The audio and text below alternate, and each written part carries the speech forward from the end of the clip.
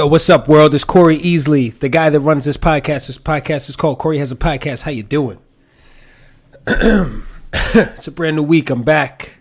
I just learned an interesting fact about cats, and that fact is that cats prefer wet food over dry food because in the wild, they get most of their hydration from their prey. So all that gushy shit that's inside the animals' bodies that they eat, all the fucking blood, and I feel like everything inside your body is wet, right? Most of the time. If everything's dry in your body, you're probably dead, right? Or everything's wet in there. Like if I stick my finger all the way inside my belly button and I'm like 2 knuckles deep, shit comes out wet. Because I'm wet on the inside. And so are you. Check, if you don't believe me. Now, there's multiple holes in your body that you could check from.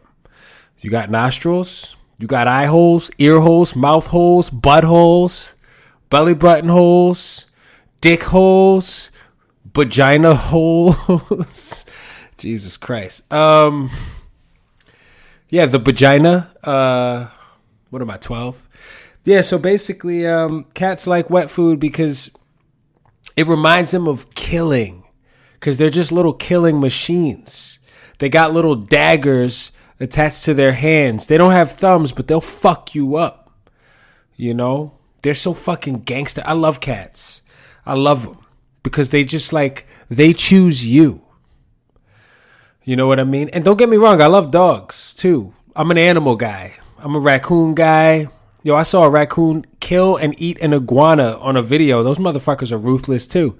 Don't get it twisted just because they're cute and they got little cute hands and they do the little cute grabby thing with their hands like, hey, give me some cereal.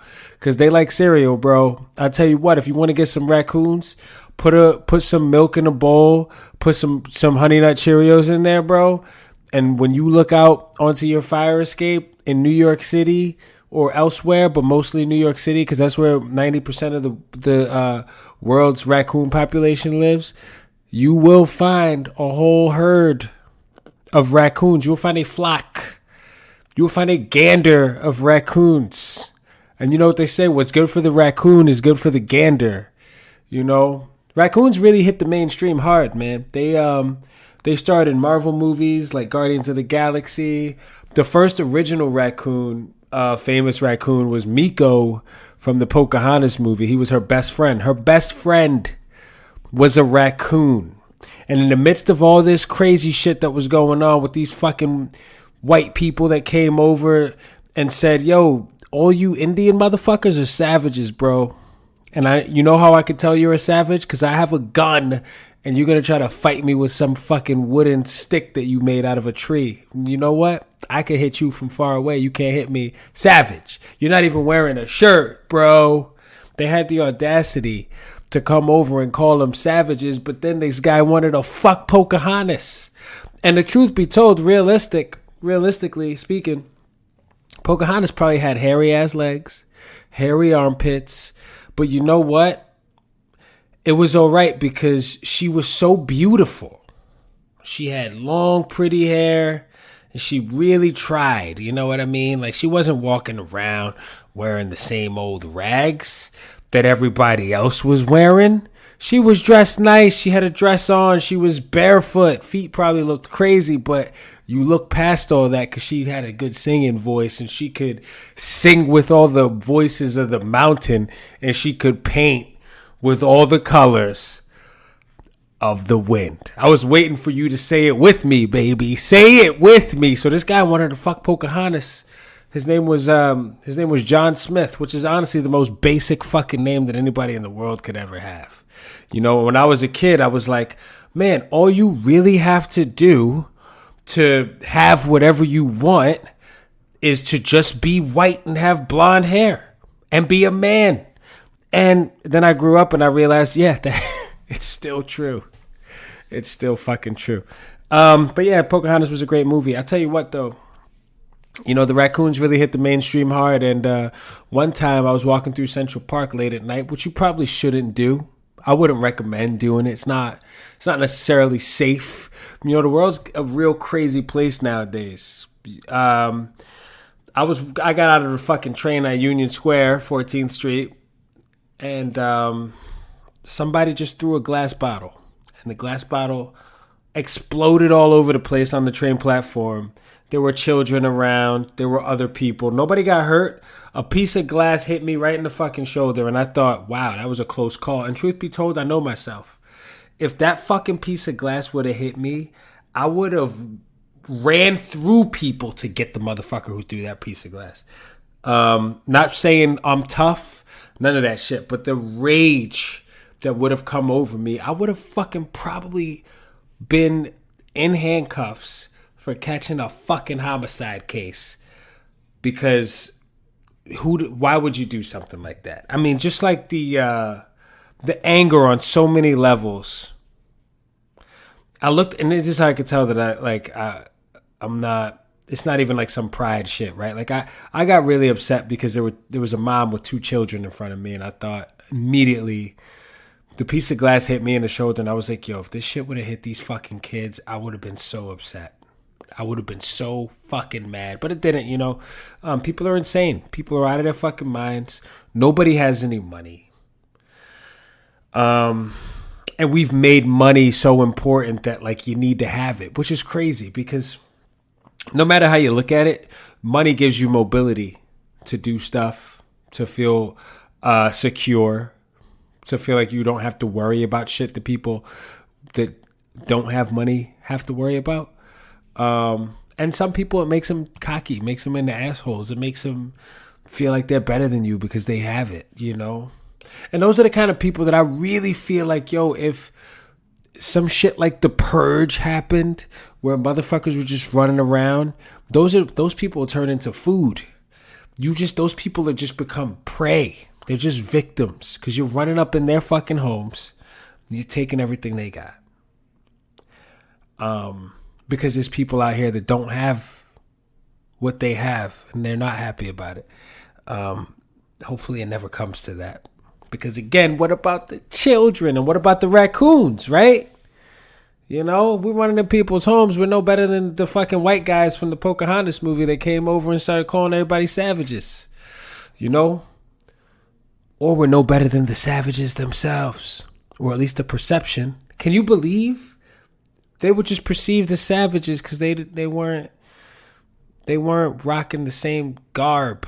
They didn't have armor and shit. You know, they fought with their hands. You know, it's crazy. I don't know. Whatever, man. It's always going to be like that. People see shit that they don't get. They see people that don't look like them and they got a problem with it. And can't we all get along? No, we can't. We can't. We won't. It just won't fucking happen. It would be nice. But I live in the real world. Okay? What a positive message. What a positive message. You're in a really good mood today, Corey. You're sending a real positive message. I don't give a fuck. I tell you what, saying I don't give a fuck always feels good. Always. And sometimes I mean it. And sometimes I really mean it. You know. When I throw an I don't give a fuck out there, there's levels to it. You can give a fuck. You could be like, I don't give a fuck. Like, you could drop your cell phone on the floor and it could be face down. And you've already had it up to here with the amount of fucking text messages you got that day. So you're just like, I don't give a fuck. And you pick the phone up and it's not cracked. But maybe if it was, you wouldn't have given a fuck. You know? And then there's larger scale things. Like, I don't give a fuck if I fucking go to jail. And anything up. Sorry. I got a little carried away with the voice there. I had to just take the the feedback off because I was so fucking loud. I got a little passionate. I'm not gonna lie, everybody. I feel like life has gotten a little bit difficult for me in particular. And I know that no matter how bad things get, they can always get worse. And just like I've been struggling with a few things, and I'm not going to go into detail, but I could just talk about them because this is my podcast and it doesn't really fucking matter anyway, since like 4 people listen to this shit regardless of whatever. So, yeah, I just been struggling with some shit, personally and professionally. And honestly, I'm just trying to feel good. This is the thing, right? When you're going through things, my point of bringing it up is you have to take care of what you can take care of. And then whatever else that you can't do shit about, especially in the moment, you got to just try to fucking just be like, yo, I can't do shit about that right now. Let me not let myself get worked up. Do not let yourself get worked up about shit that you don't have control over. I know it's easier said than done, but yo, real talk, stop being pussy and be strong. Stop being soft, right? Yo, I can't do nothing about that. I know, but it's so fucking hard. But yo, you know what, man? Honestly, bro, I don't care because somebody's got it worse than you. Somebody's got it worse than me. I actually had someone break down. I had someone have a full breakdown today, and it was today, the day. It's October 14th. That's fucking Friday, ladies and gentlemen. And I had a woman give me a call today, and she completely spiraled into a fucking... She just spiraled and melted into a puddle of nothing while she was on the phone with me, which, honestly, I think there's a level of humility that comes with being able to completely be that vulnerable in front of a stranger, which essentially I am to this person in particular. And I felt so bad. I'm not going to get into the details of this person's personal life, but she called me crying hysterically, a client, and told me about all this turmoil in her life. And all I did was just listen. And I found myself becoming very emotional. And I realized on this day, yo, I probably could not be a therapist. And I want to give a big shout out to therapists, because you all have to put up and endure so many other people. Like, you just take on these huge loads of other people's feelings and emotions and heartbreak and that shit. I really feel for you. I tell you what, like, having a tough outer shell is cool, but like really feeling for other people, really getting knocked on your ass enough to understand where someone's coming from when they're having a breakdown, that's just like, that's a kind of connection that you can't what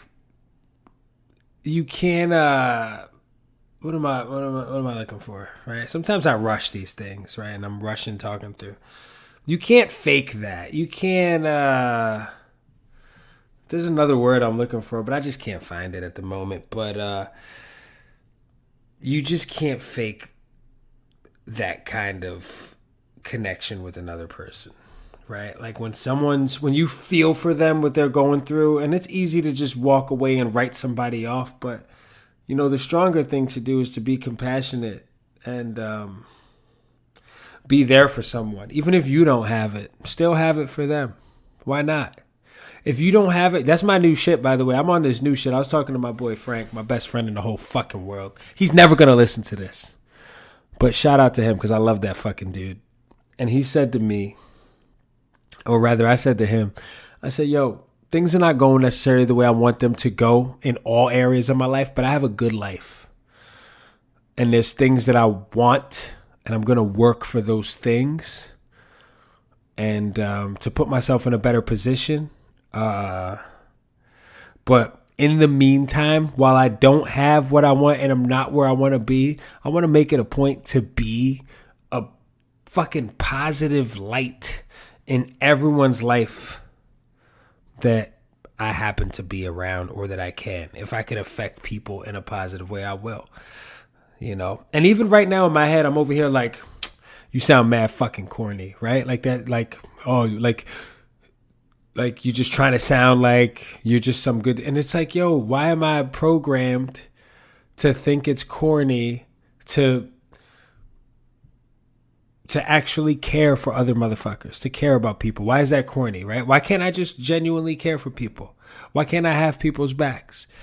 Because I come from a place where people made you feel lame for caring. People made you feel lame for being vulnerable, made you feel lame for crying. And if you cry, you're a soft ass bitch and everybody's going to make fun of you, or everybody's going to try to bully you because of it. And I think, I don't know if it's still like that. I mean, I see some I see some shit that looks like it's still like that. But at the end of the day, I'm not upset that I became tougher. But there are moments where you could just chill out for a second and have some vulnerability. You know, because I feel like all of those things. I saw this Jay-Z quote where he was like, "Yo, when you grow up in the projects and you're some kid, you're taught to survive. You're not you don't really learn emotional maturity until you have to teach yourself." And a lot of motherfuckers, there's a lot of people that end up never teaching themselves. I'd like to be emotionally mature, or at least as best as I can be.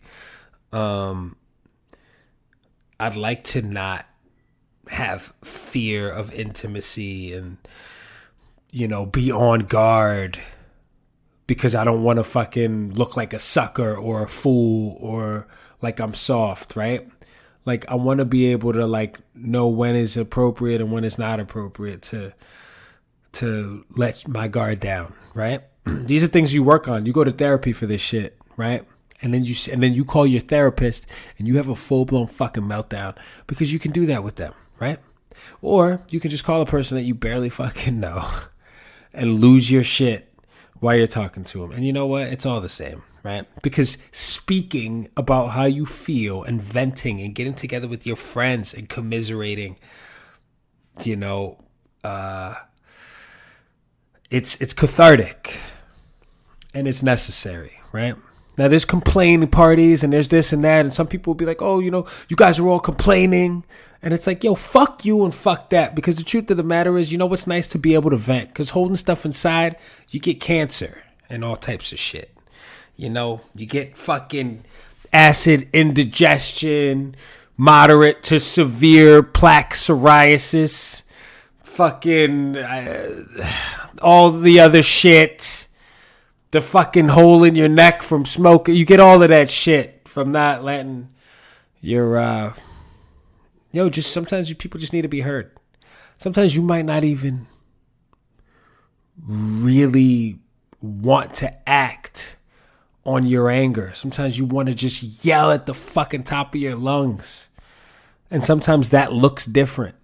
Sometimes yelling at the top of your lungs looks like bitching to a few people, getting it off your chest, taking a deep exhale, and then fucking letting that shit go. Flush it down the fucking toilet.